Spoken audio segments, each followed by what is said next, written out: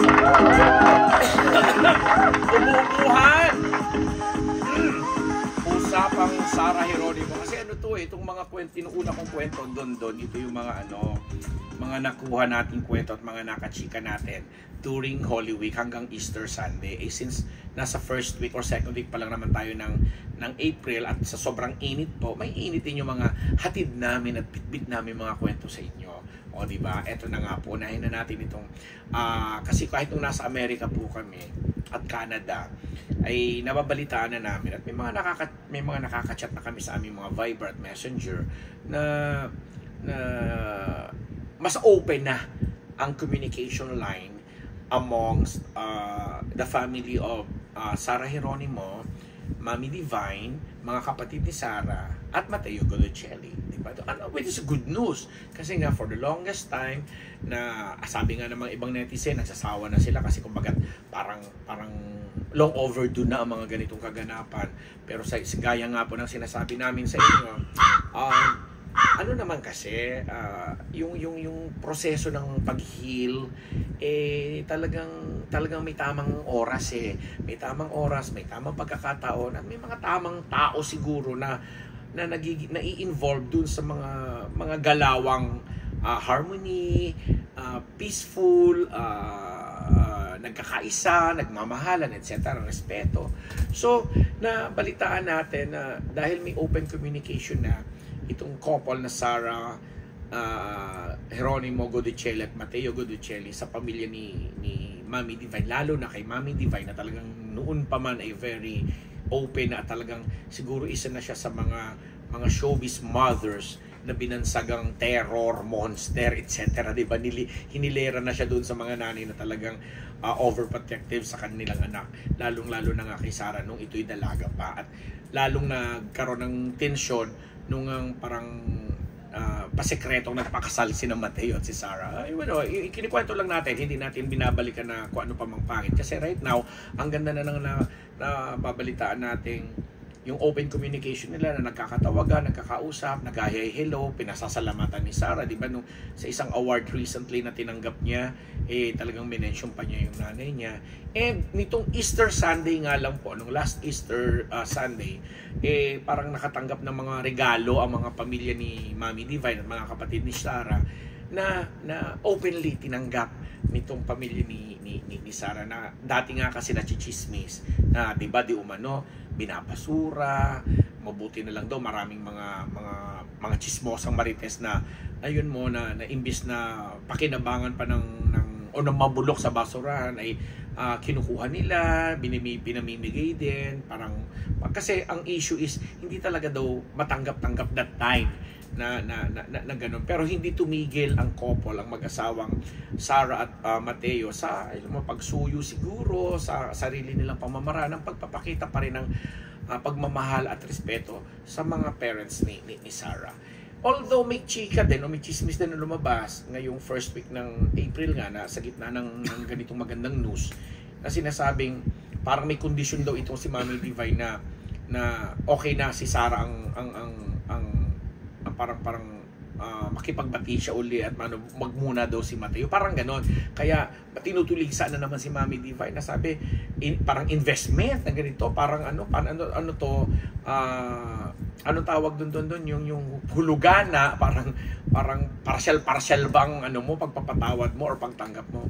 Although sabi naman ng aming source, kasi alam mo naman tayo, madalas din tayo sa Viva office at marami tayong kamarites doon, hindi naman daw ganun po ang sistema, hindi naman ganun katindi ang setup kasi parang sinasabi lang na unti-unti kasi hindi nga naman nga mabibigla na parang sa tingin siguro ni Mami Divine or kung sila ng pamilya ni Sarah na parang inagawan sila ng Sarah Geronimo, parang may feeling na ganun. And syempre ito yung lalaking kumbaga naging dahilan o naging kontrabida sa mga relasyon nila. At ngayon ay nagkakaroon ng open communication. So, hindi nga naman madaling sabihin, sige pinapatawad na kita. May mga ganun. Pero kami, naniniwala po kami at natutuwa kami doon sa binalita po sa amin na dahil po sa kanilang pagkakaroon ng open communication, dahil po sa balitang sila'y nagkakausap na, at least hi, hello, and then alam mo yung tinatanggap ng mga token na binibigay sa isa't isa. Magandang senyales po yun na unti-unti na po proseso na po siguro ng kampo ni Mommy Divine, higit lalo syempre sa kampo ni Mommy Divine, yung talaga namang effort na ginagawa ni Sarah. Kasi for the longest time, si Sarah naman kahit nung hindi pa siya nagsisimula sa showbiz, at lalo na nung hindi pa siya sikat, at lalo na nung sumikat siya, naging naging tatak na ni Sarah Geronimo ang sobrang pagmamahal niya sa kanyang pamilya, higit sa kanyang nanay na talaga namang tinitingala niya at nire-respeto. Kaya lang, syempre bilang tao, may mga pangangailangan din si Sarah, may sarili din siyang kagustuhan at buhay na gustong puntahan.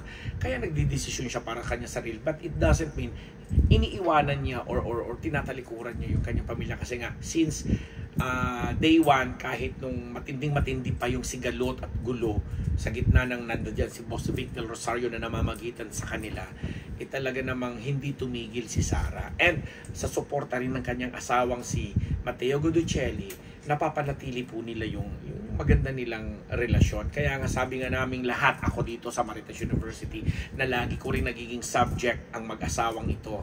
Sabi nga natin, iniintay na lang natin siguro yung pagkakataon na maging isang ganap na ina si Sarah, ang ating pop star, ang ating pop royal princess or reyna ng kanyang sariling industriya, no, na makita po natin ang isang Sarah Geronimo na magiging nanay din, dahil alam natin na isa siyang magiging uliran, magiging role model, magiging maganda at mabuting nanay. Kasi alam din naman natin ang pamilyang sinamahan niya, kinasangkutan niya si Matteo, na alam natin very responsible at very loving, very respectful sa mga pamilya. Kasi yun nga. Basta yun na yun.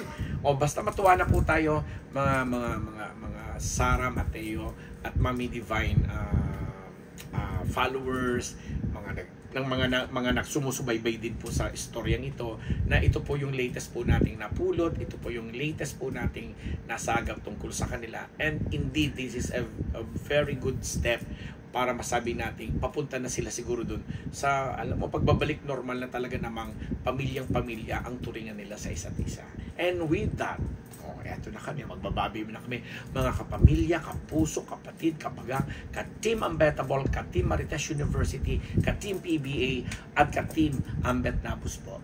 Maraming salamat po sa mga sponsors po namin, ang Ideal Vision, Dr. Jessica D, ang Faces and Curves, Dr. Sheila Ricasata, Dr. Jerry Ricasata, Gorgeous Smile, ni Dr. Jess Canchop, at kay Ma'am Ara, at pati na rin po kay Dr. Pong Magtibay, ang aking matagal ng kaibigan since PBA days pa. Yan na po ang isa sa mga nag-alaga po ng aking napakagandang ngipin. Charot! At ang mga iba pa po nating Capo Oragon po, Luzon, Visayas, Mindanao, pati na rin po ang mga taga USA, Connecticut, Roger Esmer, Jeric De Lucientos, and family, ang mga Team Unbettable po dyan sa Boston, Massachusetts, lalong-lalo na rin sa Canada, sa Ottawa, sa Quebec, Miss Marilyn Timog, Ria Quiocho, Revilla at family, at maraming iba pa po na nagmamahal po sa amin, Miss Lee Reyes and family.